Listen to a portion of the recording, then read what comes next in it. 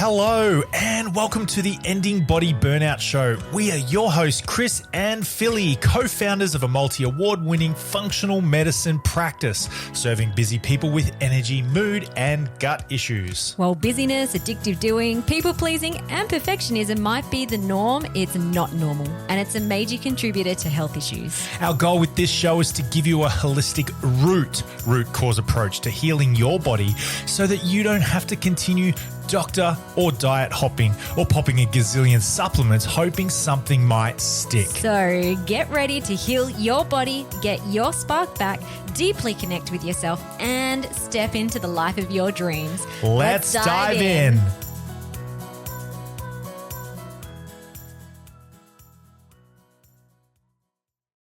Hello everybody and welcome to this episode of the Ending Body Burnout Show. Your hosts are myself, Chris, and this is Are you being Philippa. serious? Absolutely. Okay. No second takes on this one, ladies and gentlemen. Today we are... Keep going. So we're talking about what you eat, Philly. A functional medicine practitioner like you eats in a day. So It's all about me today. This is all about you, baby.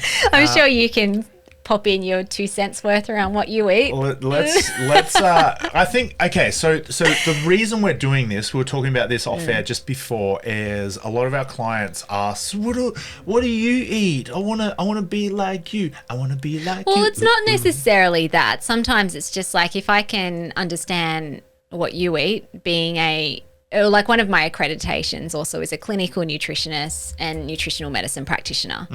So, often, especially new clients, are just so confused. They're so confused because there's so much nutrition advice out there. Yeah. And so that question isn't, I want to be like you. It's a curious question around, well, what do you eat?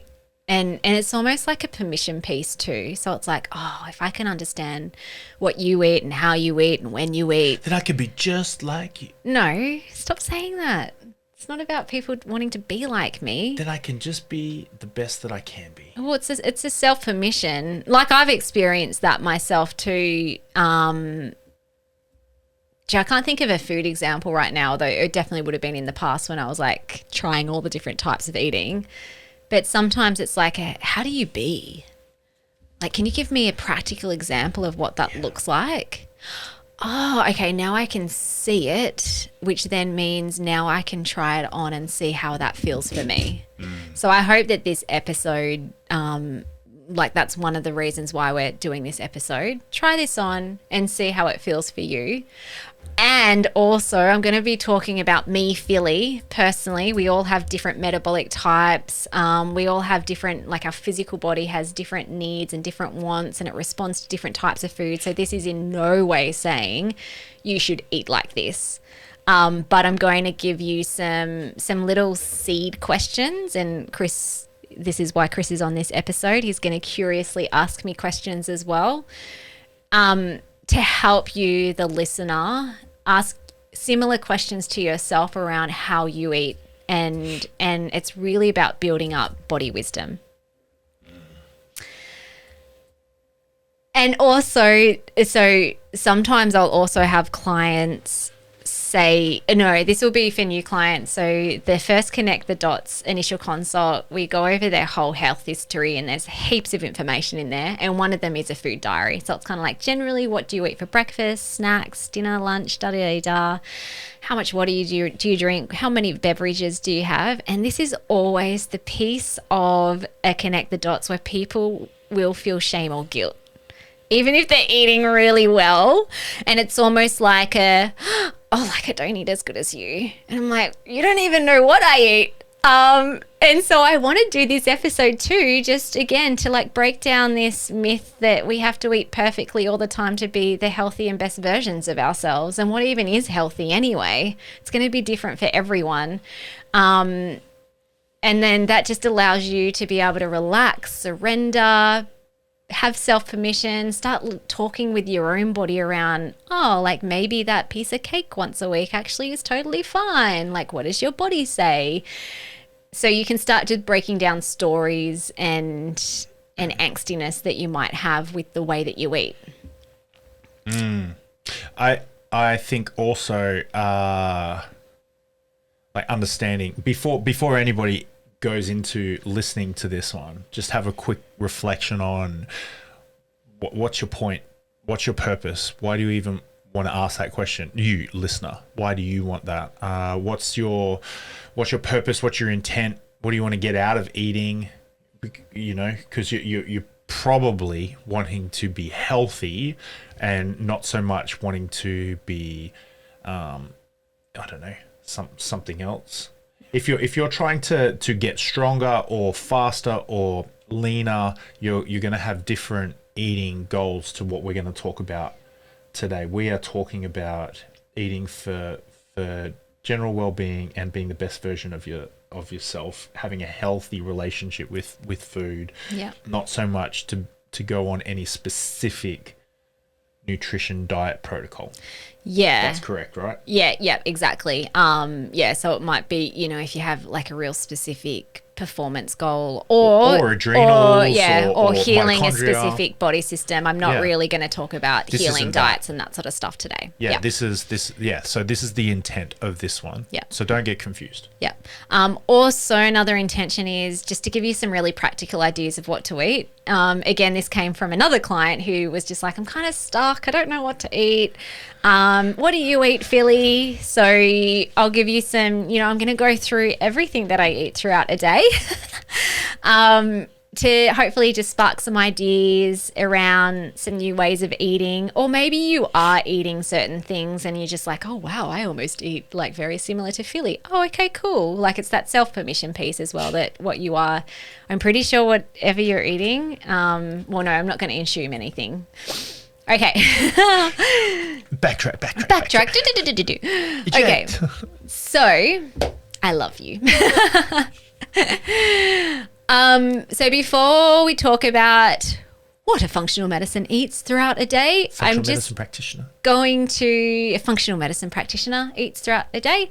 I'm just going to do a recap on my past eating journey because there's many learnings that I've had over a 10-year decade of really unraveling emotional eating, including binge eating sugar as well as orthorexia. What's orthorexia again, Phil? It's an obsession around eating healthy and clean. Yeah, right. So it's basically an eating disorder. It's just that you're eating really well, but it's coming from a fear-based point of view and an obsession. I've never had that.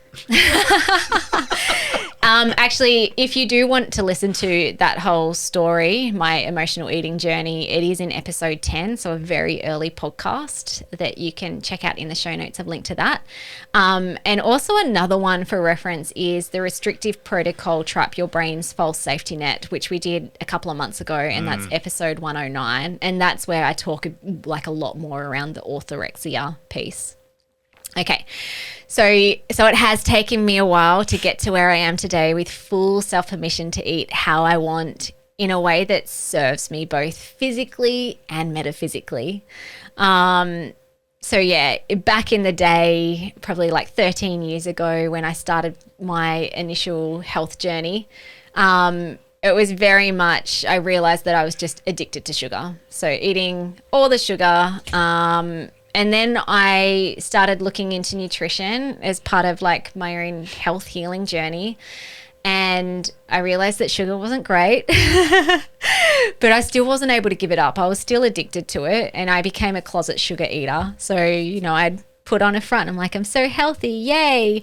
Go to a social event and like literally hide cookies and cake in my bag. So I wasn't eating it in front of other people, but I'd eat it away by myself. Then I eventually got to a point where I just went cold turkey. I'm like, stuff it. This is sugar and this processed food. It's so inflammatory. So I'm going to be super restrictive. I'm going to be 100%. I'm never going to eat it again. And that was my orthorexia stage. And then you were very blamey, pointing fingers like, you shouldn't be eating that. McDonald's is evil. Oh, and also family dinners and like. Very preachy. Family kind of. People felt like awkward eating sugar in front of me and processed foods. Your beautiful mum, I remember just having conversations and around like, is Philly allowed to eat this? Is she's so sweet, so lovely. Yeah. Yeah, like people bending backwards, making sure that I'd be okay to eat this thing. Philly, I prepared it's this like, for you as well. Is she okay to have butter? And I'd be like, no, butter's dairy, so don't put butter in the mashed potato. And then it was actually a lot of retraining them to treat me to like loosen up. So when I then loosened up and I started rewiring my brain to eat all the foods again, that was really beautiful, because then I'm like, wow, I actually have freedom to eat what I want, when I want, however I want. And like my general tendency now is 80-20. But for people who I'd trained to not feed me the foods, I then had to retrain them to say, no, it's okay now. Like, it's safe. I'm totally fine. I can eat all the food. I'm really excited to eat your food. Give me whatever food you want. As long as I don't have to make it, it's great. And then me and your mum are just like, is this a test? Is this a test? Huh? Are we in trouble? It's like, is this going to mean we don't love you if we put butter in the mashed potato? So the thing that was the driving force, and this is how I live my life in terms of nutrition and eating, is through this frame. A healthy body should be able to eat all healthy things and eat sometimes foods every now and then without a reaction. So that is my North Star. And that's really where we would love to get, we'd love to get all our clients to get there as well. And family. And our family, yes. Okay, and I really do feel like these days, I feel like I have a really lovely relationship with food that isn't fear-based. It feels free, it feels easy, and it's also supporting and nourishing my body physically and also my soul. So this is where I actually still say I'm an emotional eater, because I eat foods that serve me physically, but also emotionally. Like sometimes at a social event, I want connection with people. Yes, for sure, I can have that with conversation, but I think food is such a beautiful way that we can socialize and connect as well, and that's really important to me. I actually think that being an emotional eater isn't a bad thing. No. You know, like I love Avatar, you know, where Mawea Tukan, where, and it, you know, that. Can you explain, like, for people who haven't seen Avatar, you're like talking gibberish and then. So before they take the life of their food, they say a prayer. Basically, it's like go with Awa, go with God, and so it's basically their way of saying, I appreciate you. I'm so grateful for you. I'm so thankful for you. I promise you that I will use the energy that I receive from your tissues, from your bone, from your body, for good. I won't waste you. I promise you I won't waste you. That's emotional. That's spiritual. Yeah. It's connection. So when someone denigrates emotional eating, like, oh, I emotionally eat. It's like, oh, maybe you unintentionally eat. So if you could eat intentionally, emotionally eat. Yeah. Rather and than there's unresourceful emotional eating and resourceful emotional eating. So fear is an emotion, but also love is also an emotion. Yeah. Yeah. Yeah. Anyway, the segue. This has been a segue for all this conversation. Not really. It all fits. It all fits. Okay. So most of the time, as I mentioned before, I'm 80-20. So I'm definitely not eating perfectly healthy and clean all the time. And that feels really good. It feels free. I'm also not strict on it. Like, I'm not sitting there on a Saturday night and thinking, have I gone over 80-20? Like, am I sitting at 70-30 now? Well, maybe Sunday I need to restrict. It's like, not that at all. I think just generally speaking, I just gravitate to healthy whole foods because they feel good, they taste good, and I have the freedom to eat what I want when we go to a restaurant, a cafe, a family dinner, social event. And so our conversations as a family and as a couple, especially as parents, so 80-20, you know, 80% is still a significantly high proportion. And so we have conversations around what we want to feed our children. And these days, the pendulum swung to me being at home more with the girls than you around meals. And so this is a learning curve for Chris, because I grew up in a family where I don't think I ever cooked a meal ever. And if I did, it was out of a packet. Your steaks were served burnt. And so this is a learning curve for me. And so as our relationship, yours and mine, in the last couple of years has transitioned into something different, this is I'm learning to be a whole different way. I remember, yeah. Even in the past, like at the gym, where other trainers would just be so natural around nutrition and food. And it's such a different new thing for me. A couple of weeks ago, we shared the getting sick before holiday session, and we talked about our come together meetings and our just having conversations, and food has definitely been a big one. Because before I had this business and I had little babies, or even just one child, I was making everything from scratch, like literally everything from scratch. Even not purchasing, sourcing raw milk, which I can't do anymore, and turning that into yogurt and butter, and taking beans and sprouting everything, because I had heaps more time. Whereas now the pendulum has swung. So Chris actually has more time than I do, and you are at home with the children more. So it's retraining you, or it's finding a happy medium, because I don't think you're going to get excited about making everything from scratch. So being able to find ways that we can still nourish, support our family, and unraveling a whole bunch of processed in a box or container patterns as well. Yeah, ancestral trauma around food, generational ways of eating based on scarcity and fear, survival. And business, prioritizing other stuff and not having time to be in the kitchen. Yeah. And so this is not just eat a bunch of meals that are written down on a page. Like there's some, otherwise that's force. Well, otherwise everyone would be doing it, and the diet industry wouldn't be making millions and billions of dollars. So there's stories, there's patterns, all this sort of stuff. This is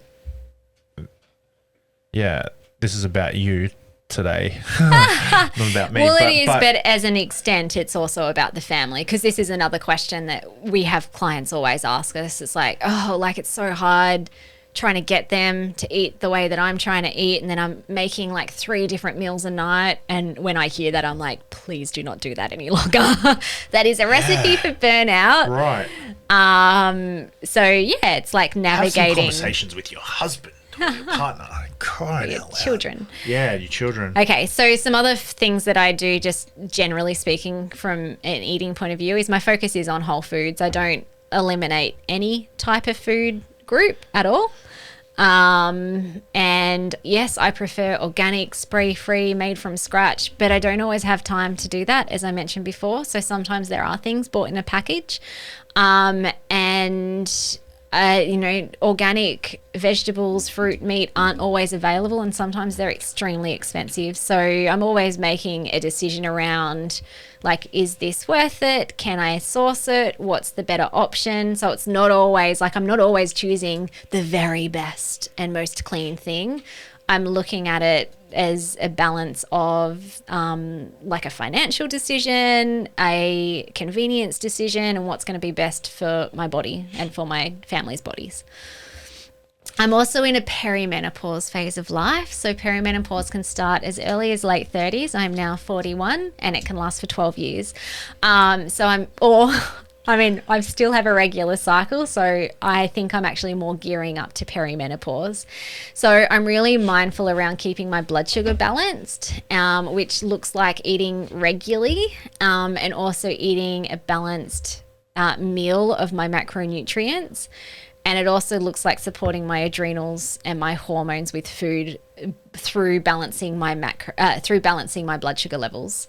Also, if there are women listening and you're kind of in this perimenopause phase, protein is really important too. So I do make sure that I'm getting plenty of protein in at least my lunch and dinner meals, and it's peppered throughout the rest of my meals.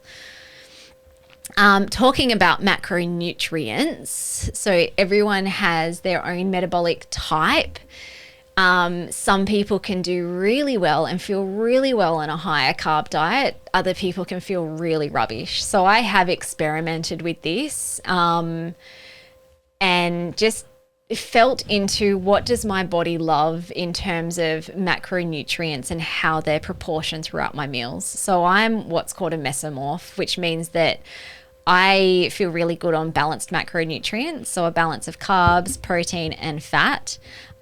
And I can also swing to a higher carb or a lower carb depending on kind of like my body composition goals, which I don't really focus on these days.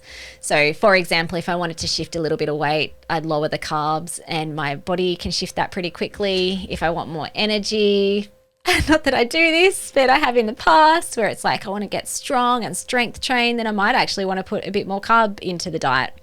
But what I've found is that having balanced macronutrients has felt really good for my body. So that would be something for you to think about too. Do you feel better on a lower carb? Do you feel better on a higher carb? Don't get caught up in what the gurus tell you should be doing, especially if they preach an only one way of eating. Listen to your body and discover what it feels good on. Calories, like I personally don't track them, but based on tracking them in the past, I probably eat around 1,700 calories a day. If you're a tracker, you might actually be like, oh my gosh, that's so much. I was talking to a client the other day and she has started tracking her calories because she's at a weight loss point in her journey and she's only eating 600 calories a day, which is actually really common for a lot of people, especially if you don't have much of an appetite or you tend to skip meals or you've got like some gut stuff going on and it's hard to eat food. That puts your body into starvation. And I know if I was eating that amount of calories, I would feel really crap. Like I would feel blood sugary. I'd feel angry all the time. I'd feel irritable, and it wouldn't be doing any good to my adrenals or my hormones. And then the other thing too is I'm reading my body, and sometimes this is happening consciously. Sometimes it's just a really autonomic thing that happens in the moment because I've done this for many, many years. And so and this is more so when I'm at a cafe or a restaurant or at a social event and there's all the things to choose from. So the first thing that I run through my mind is, do I really want that pavlova, for example? Like, does it look exciting? Has it been made with love? Is it a piece of artwork? Does it look lovely?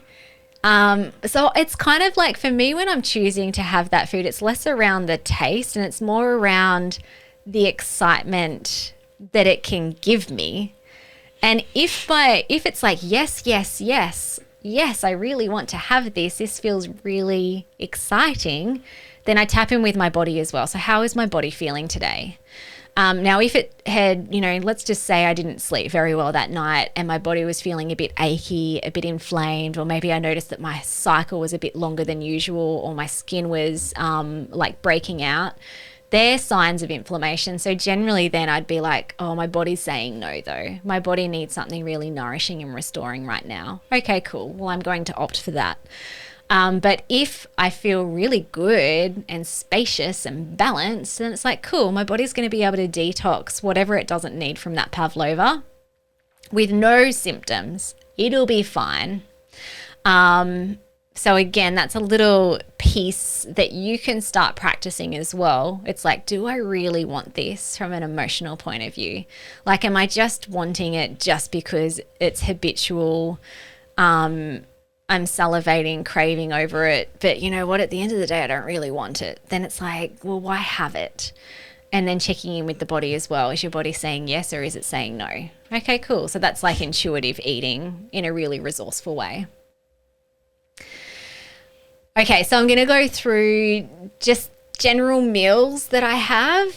And I'm a bit of so in our practice, we have two different ways of eating. You're either a salamander or a cat.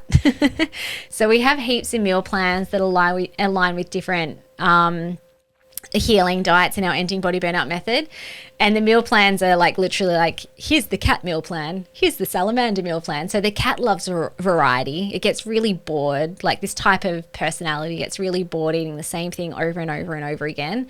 Whereas the salamander is very happy to eat the same thing over and over and over again. I'm a salamander, which kind of makes it easy in terms of like meal prepping and planning, because I don't feel like I need heaps of variety with my food as long as I enjoy it. My body feels good on it. It's nourishing. And there's a little bit of excitement. It's pretty good. So in the morning, when I wake up, my appetite is ready and going. So if you wake up without an appetite, that is not a badge of honor. It's actually a sign that your body's waking up really stressed out, and that it's sending the signal. So yes, yeah, your body's stressed out, so your appetite shuts down because you can't digest food. So the signal is, oh, well, we're not ready to eat food, so don't send the signal of hunger. And if you're skipping breakfast and meals because you have lack of appetite, it then becomes this vicious cycle where you're telling your body that you're in a famine, which causes more stress and a lowering of appetite even more. So it is a good thing. If you're waking up with an appetite, it is a great thing. And generally speaking, I'll eat within 30 minutes of rising. I'm not a faster. I don't like it. I've tried it in the past. My body doesn't like it. I thrive on eating regularly every 3 or so hours. So I'll eat breakfast in the morning, which is really great for the adrenals and the hormones. And brekkie is usually eat around 7:30, 8:30 a.m. This is because I like to sleep in. Actually, I don't sleep in. It's just my natural waking time. And I do like to eat within that 30 minutes upon rising. So my usual breakfast, like my two main go-tos are either Primal Alternative toast with some peanut butter, super yummy. If you haven't heard of Primal Alternative, check them out. They have beautiful grain-free bakery goodies. So it's all made with whole food ingredients, and essentially it's toast, and it's super yum, and it's so nutrient dense that even that one little bit of toast with some peanut butter smothered on it is enough to keep me going until lunchtime. So I don't need a big portion at breakfast. Usually my breakfast portions are quite small. My other go-to is just some muesli with a bit of dairy-free milk. And usually this is purchased. So we usually buy Carmen's, which if you look at the ingredients, most of it is whole food. There's a couple of ingredients like maple syrup or sunflower oil, like the quality of it, I'm not 100% sure because it doesn't say whether it's organic or pure, but this is what I mean by like I'm not perfectionist in my eating. Sometimes when I'm going over someone's food diary and they might have muesli and I just ask a bit more questions around like, what is it? Do you make it? Is it a brand? They kind of feel a bit awkward if they've purchased it from the shop.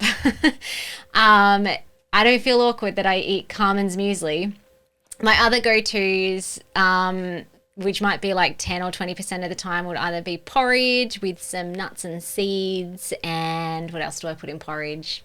Or like stacked smoothie blends. I'll chuck in some of their whole food blends into the porridge just to bulk it up a bit. Or I might have a smoothie, which my rule of thumb is always protein, carbs and fats.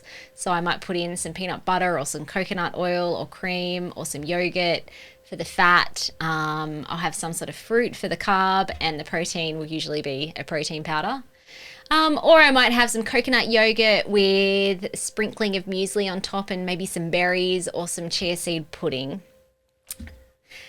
So that's my go-to for breakfast, and I'll usually eat on the go. So again, like, if we think about what the gurus say and, what I might recommend to someone who's got really bad digestive tract would be don't eat on the go. However, I'm a mum. and I'm getting my kids ready for school, and I'm getting their lunchboxes done. I'm getting myself ready. I'm putting my makeup on. I'm unpacking the dishwasher if I feel like I want to. And so usually I'll just eat breakfast as I'm doing that. But I actually quite like that morning ritual. So I don't feel like I'm stuffing food into my face unintentionally or unmindfully. It's just the routine that I have. And if I'm not heading out in the morning, like to go to the clinic, for example, I'll have a sauna shortly after eating breakfast. So during that time, I'll drink heaps of water. And then after the sauna, I'll usually have some electrolyte minerals and maybe some extra magnesium in that water. I'm actually thinking of switching to coconut water post saunas just to get some more minerals into my body. I have a question. So sometimes when I listen to people do these sort of things, that what's not explicitly clear is the intention. And we front loaded this by saying, if you're on an adrenal diet, this is not an adrenal diet. If you're on a weight loss diet, this is not a weight loss diet. If you're on a mass gaining or this fat is actually loss, an adrenal diet. Like pretty much everything I eat is the way that delete, backspace, to eject, support the adrenals. Well, whatever. Anyway, what I'm getting at is this is the intention. Well, you're not doing this to heal your adrenals, is what I'm getting at. But it's to support it. But it's to support it. So what is your intention for when you talked about? Let's just backtrack up. We were talking about your routine. And for what you eat for breakfast, why do you eat that sort of breakfast? What's your intention there? Well, I want to make sure I have breakfast so I'm not blood sugary and hyperglycemic, which then put more stress on my adrenals and my hormones. So it's for energy balancing and just because I love eating, so I'm going to eat. But also there's fats, carbs, proteins in most of the meals that I just talked about. Depending on what it is, it might be less protein, more carb, but it's getting my macronutrients in. Yeah. Okay, so it's not just eggs, for example, because I don't actually think I would feel very good if it was just scrambled eggs. My body would kind of be like, where's the carb? Yeah. Yeah, cool. And then my thing around the sauna and then making sure I'm getting heaps of water and minerals is because if I don't, I feel really crappy for that day. And can you, I know you and I have talked about this before, but listeners probably don't know, but why do you do sauna? I love it. I don't sweat very well. And I know there's a lot of people out there, especially women. I find a lot of women clients say, oh yeah, I find it really hard to sweat. I'll exercise or I'll have to sit in a sauna for 10 or 15 minutes before I actually break a sweat. That's the same as me, just naturally. Traditionally, I haven't sweated very easily, and so then the sauna helps with detoxing lymphatic flow.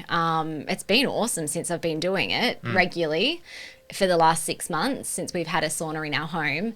But what I did notice earlier on is that because it was such a dramatic and regular physiological change to my body with eliminating all this sweat and the minerals and nutrients that come with it and the toxins, whereas if I wasn't replenishing that during and after, I would feel quite flat and kind of irritable.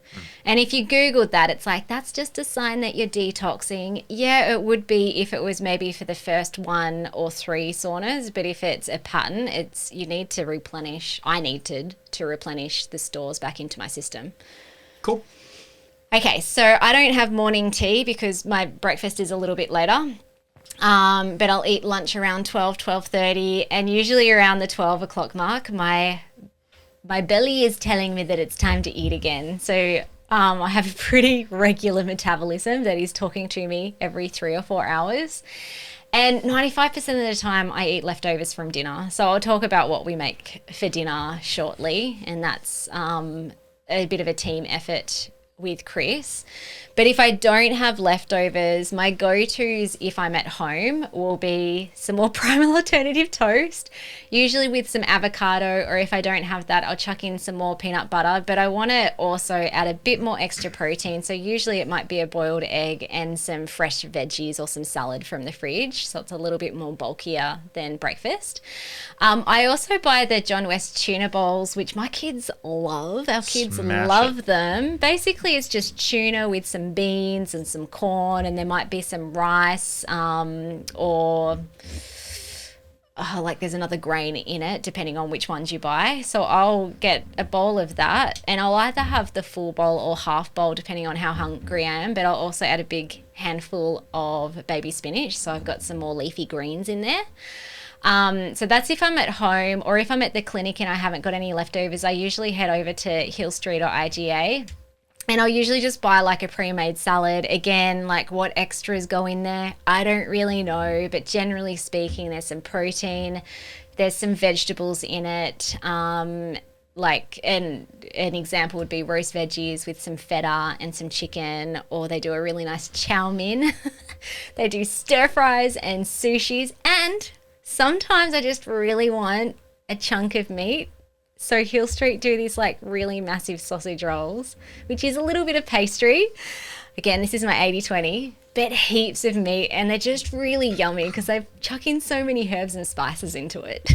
Interesting. I'll have to try your recommendation. You didn't know about my little sausage roll? Didn't know probably about that. Like happens every 3 or 6 months.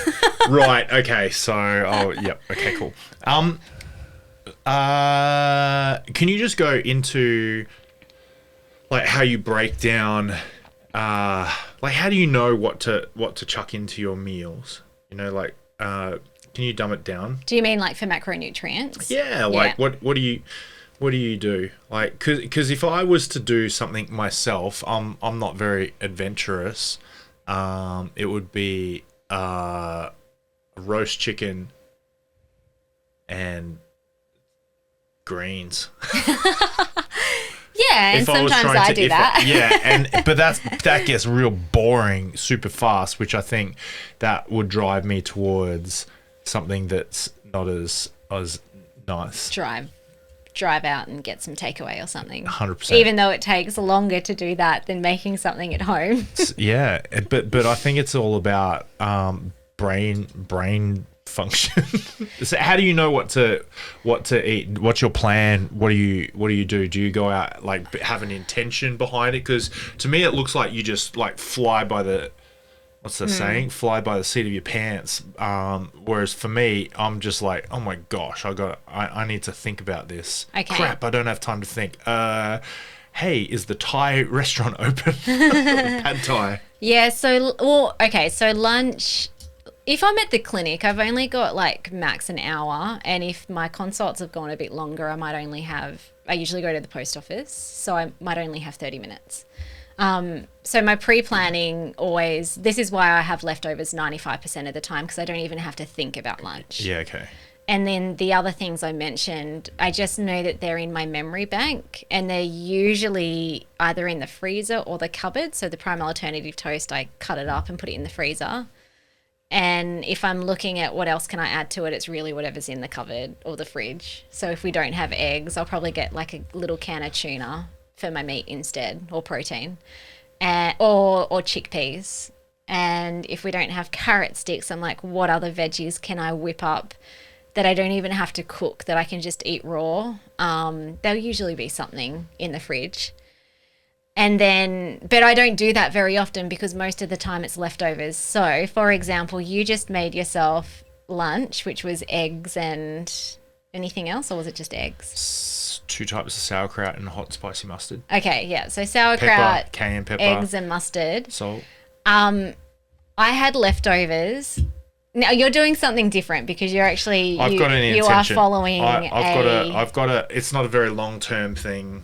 This is going to be just a real short term. Yeah, like higher protein. Yeah. But this can be a pattern for you sometimes. Is like you make like dinner or lunch, and then I open the fridge. I'm like, there's so much leftovers there.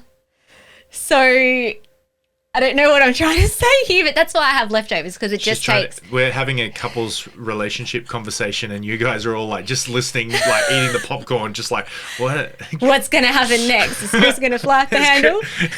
So my question to you would be, why do you do that? Is it because you're not looking inside the fridge to see if there's any leftovers, or you want something fresh that's made, even though it might take you 30 minutes and your stress levels are high because you don't feel as natural in the kitchen compared to me? Can I? Yes, yes. Or is it because it's like, oh, I definitely know in the past that I used to get angry at you when you ate things.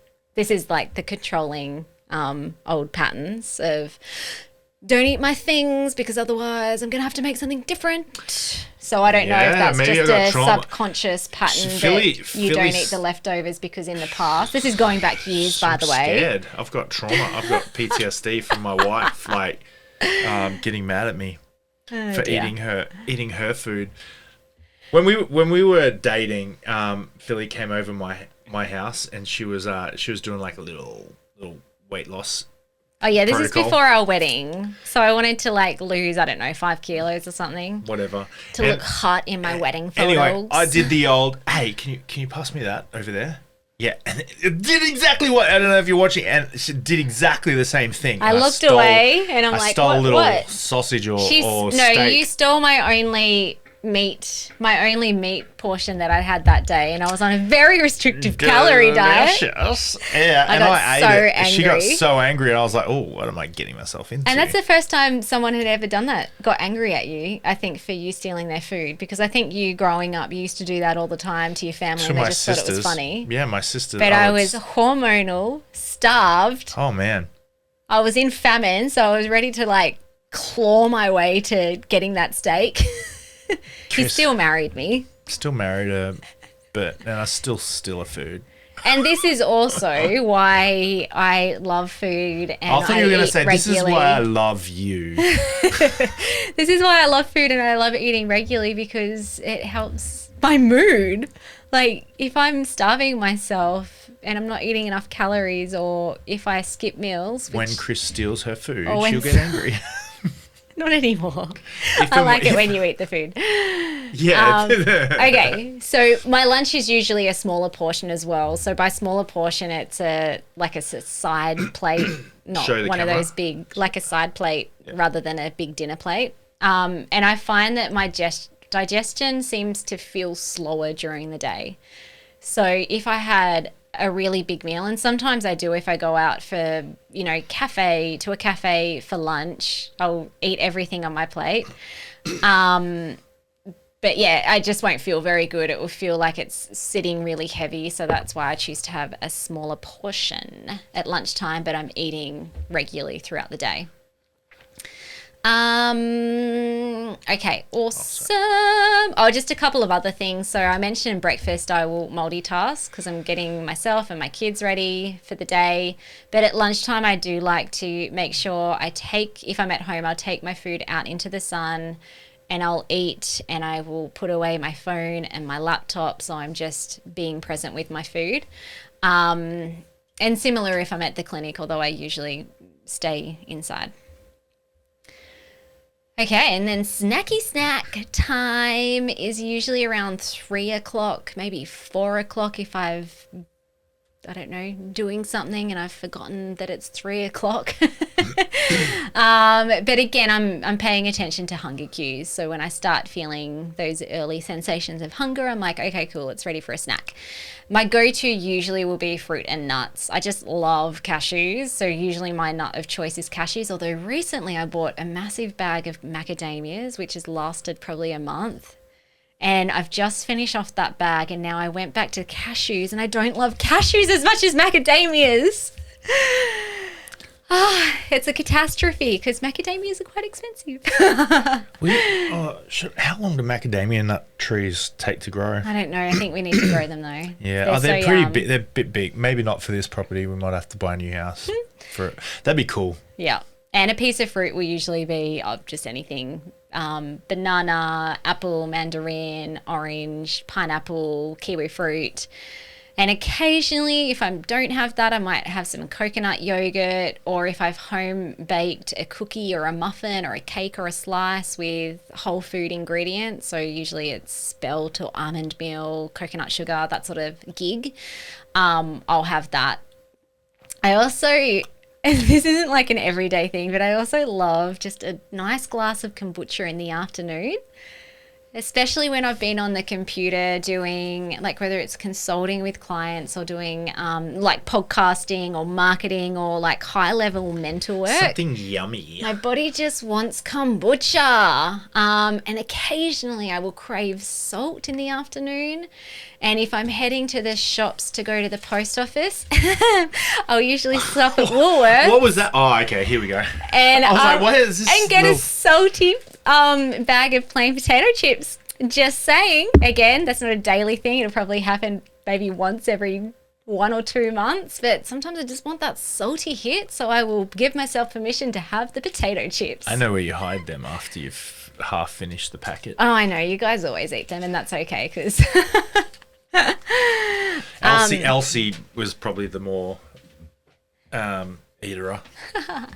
And sometimes, like, between the afternoon snack and dinner, I don't know. It kind of depends on the day. And I haven't really been able to pinpoint a pattern, but it might be how much I've eaten previously. I might just feel like a bit hungry still. And so that's usually where I'll get a piece or two of dark chocolate, like a nice vegan, good quality dark chocolate. And that usually hits the spot until dinner. And then dinner usually is around 6 p.m. Sometimes it can be a bit earlier if the fam is going out or we've got some things happening, or it could be later. If Chris is cooking, it's gonna be later.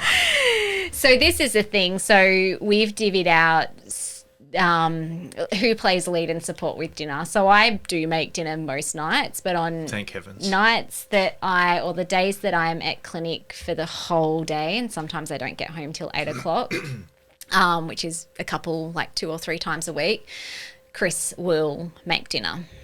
So maybe I'll chat about what my go-tos are, and you're welcome to talk about your go-tos if you want. But again, I'm always thinking about fats, carbs, protein. So it's usually some combo of meat, vegetables, and some starchy carb. Usually that meat will have fat in it, or there might be something else that we add in terms of like a salad dressing that might have olive oil or some sort of fat. My go-tos, now I used to be really quite adventurous. I don't remember if you remember.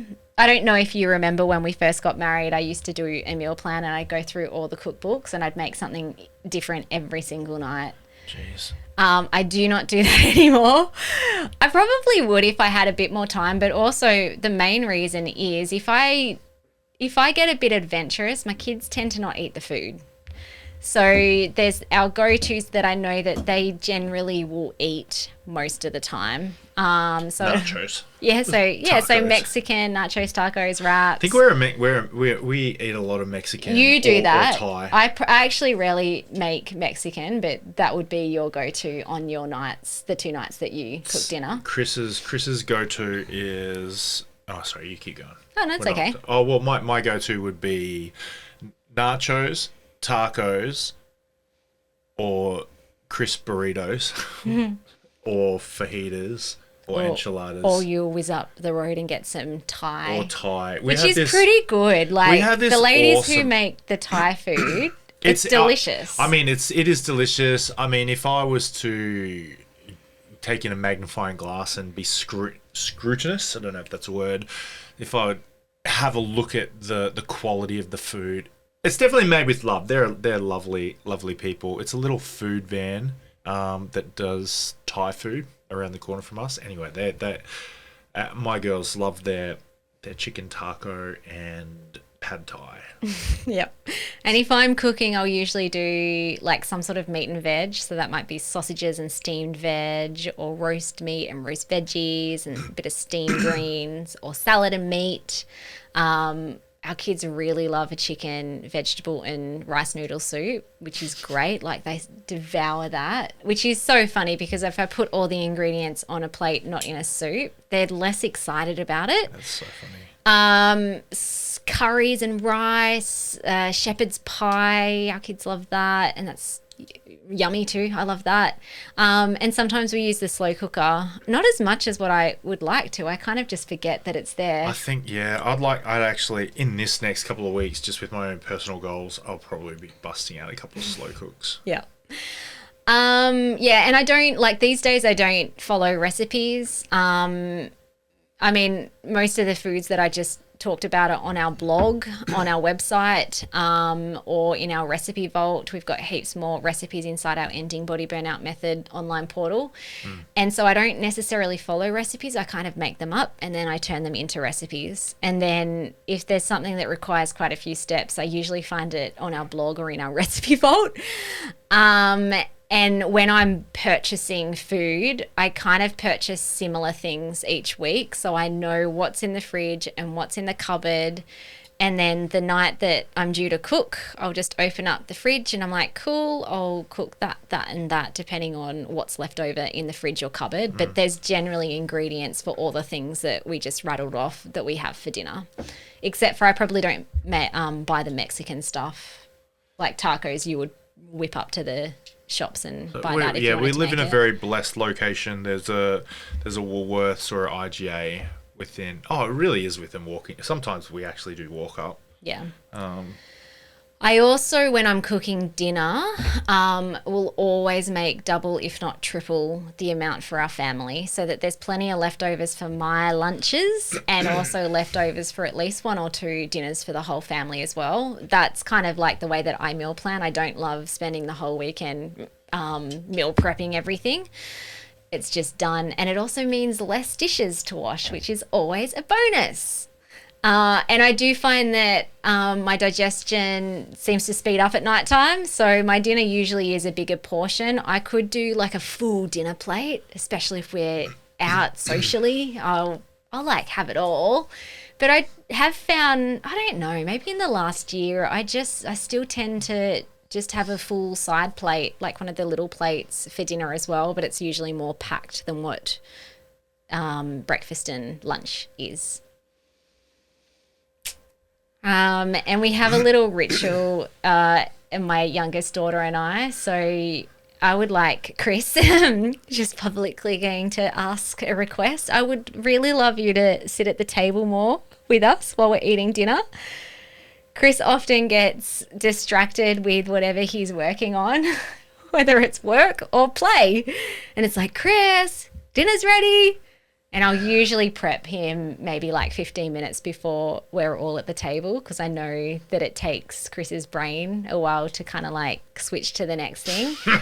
That's like an ADHD thing. But even then it's just like, stuff it, let's start without him. But I'll usually sit at the table with Poppy and Elsie loves playing card games. So while we're eating dinner, we're currently, have been for many nights now, have been playing Skip-Bo, which is really cool because she gets kind of distracted with what she's eating and I sneakily monitor and make sure she eats all the food on her plate. And she generally does. She's so funny. Okay, so that's dinner. There's been a little Chris and Philly come together on a podcast. It's been some. I knew I was walking in. It's a trap. It's a trap. General Akbar. I actually even said to Chris, "Do you want?" Like I said, I could do this one on my own, but I think it would be interesting to have Philly's like, I could do this one on my own, but you know. And I'm like, oh, that sounded. No, I said it would be more interesting if you're in here for the banter. Such a good job, Chris. You probably. Okay, let's talk about dessert. So, because I look at what people eat a lot, I'm actually really surprised at how many people don't have something sweet after dinner. Do we do. Well, like I do and the girls Elsie do. definitely wants to have. What's for dessert? Yeah, we'll always, the girls will be like, what's for dessert? But I'm also asking the same thing in my head as well. What's for dessert?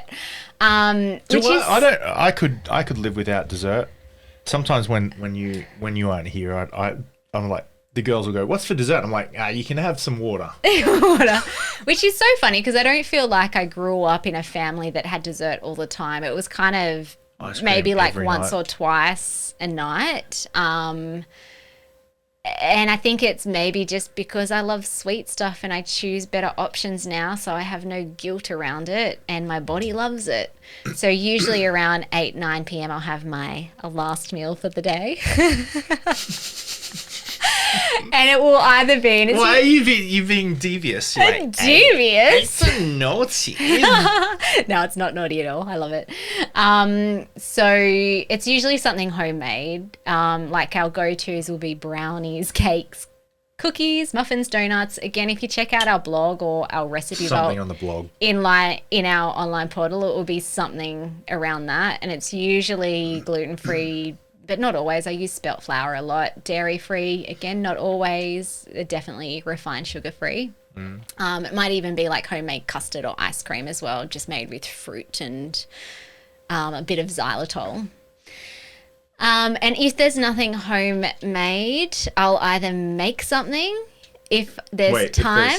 If there's nothing already homemade is kind of like, they're ready to go, I'll usually make something. Or if I'm a bit tired or I don't know, like it's late, then my go-to will be some more coconut yogurt with a bit of muesli and nuts, or some more vegan dark chocolate. That's actually, that's what I'll do for dessert is yogurt and frozen fruit. Yeah, you love that combo. And then if we go out, so... Mango, as long as it's mango. I don't mind any frozen fruit as long as it's mango. If we go out, so whether that's socially or, we're with the rest of our family and we're all great cooks. So there's always like really good quality, Your yummy family things. is amazing cooks. That's the reason I married you, to be honest. I had one dinner at your mum's house and Tony, Carly, everyone cooked and I was just like, that's it. Yeah, I don't care. She could be a mean person. I'm going to eat here forever. So I'll use my body wisdom talk with myself in those scenarios. So if we're at a restaurant or at a family gathering, it's like, what's there? Is there anything like healthy, whole food, sweet wise? If there is, it's a no-brainer. I'll eat it. If there's not, I'll just check in with myself again. It's like, do I really want that? Does that look really delicious? Does that look like a piece of artwork? Was there a lot of love? And has it been homemade? And if the answer is yes, then I'll check in with my body as well. Like, hey, body, how you feeling if we were to have that panna cotta right now? And usually it's a yes, it's fine, go for it. But what I've found is it's just like ultra sweet. So if it's made with the refined sugar and, it doesn't have the healthy whole food ingredients, I find it really sweet because I'm not used to having it every day. So I don't know if you've noticed, but if we're at a restaurant and I purchase I order a dessert, I'll usually only eat a quarter or half of it. And then I get the rest. And then Chris or the kids get the rest. Man. And if I'm at a social event, I just choose what's the one thing that just looks really amazing. Or if everything looks amazing, I'll just do a slither of things. And I don't force myself to eat everything on the plate. It's like, when my body says no, that's enough, I'll pass it on. That's actually something that our family, except for me, is really good at, is not overeating. Our girls don't do that for dinner, per meal. Maybe quantities of meals and snacks. But Poppy and Elsie don't usually overeat in a meal. Yeah, okay. If it comes to dessert, though, that's a different story. Although I think actually it's more our oldest, and I think she's a lot better now. I think so, yeah. There was definitely a period of many years where she had no stop button. When we go out for dinner or we have a meal, it is rare that I don't have 3 little additional servings. I have mine and then yours, Elsie's, and Poppy's. Yeah, so sometimes when we used to go out, you would get say an appetizer and a main meal or 2 main meals. You don't do that anymore because you've learnt by now. I have to remind you every time. It's like, just get one thing. Old habits. Because highly likely that you'll also be getting 3 leftovers. This is true, guys. Okay, so that is what a functional medicine practitioner eats in a day. Welcome to our marriage. Hope you guys have enjoyed this. I just wanted to add a couple of other things just around digestive support, because there are two things. And this is a leftover thing that I had back in the day when I was very burnt out, I had a lot of gut issues, histamine issues. I used to get really bad heartburn after everything I ate. Initially, it was histamine and more acidic foods, but it got to a point where it was just literally anything that I ate. So I used to take, it's a bioclinical natural, so a practitioner only brand, but they do really yummy ginger tablets that are really good just to help support digestion after meals. And I've carried on taking them after most meals just because they're really yummy and it just feels good. It's almost like an after dinner mint now. I'm not using it to try and band-aid or quell down heartburn because that just rarely happens these days. It's more, but I'm just mentioning it, especially if you do have digestive issues. The ginger tabs are great. Our girls love them. Yeah, you have them all the time. They don't need them, but it's just like, where's my supplements? And I'll dish out a few little chewable sups that they like the taste of. But I do like it. And also, I don't use these so much now, but in the past, apple cider vinegar or lemon juice before meals, digestive enzymes, betaine hydrochloric acid can be really good for stomach acid and just to produce your digestive juices before you eat. Nowadays, it's really just like being intentional with how I eat, and that helps me get into parasympathetic nervous system, stopping, breathing, saying a prayer, and adding sauerkraut to meals can be a nice digestive, supportive food as well. We have a beautiful Tassie brand called Love Your Guts. Shout out at Forth, Love Your Guts team. Caleb Robertson. Yeah. Oh, man. Of whatever you guys earn per year, I reckon I've got 5% of that in my belly. You should join what's the word? Invest in their company. Fan club. Yeah, no, I love it. They used to make a water kefir, don't anymore, but I really enjoy. Personally, I love their sauerkraut. It's just the flavors are so good. If you're someone who hasn't got into sauerkraut because you don't like the flavor or the texture, try Love Your Guts. They do a really, really good job. It's hard to go to any other brand after that, and the amount of care and the love that goes into their products. I know that they do a fantastic job. So shout out, guys. I love your guts. All right. Awesome. Thank you, everybody. Thank you especially to those who listened all the way to the end. Yeah. And you probably have to listen to it again just to get the info. All right, team. Have the best day ever. Catch you on the next one. Thank you so much for listening. We so appreciate you.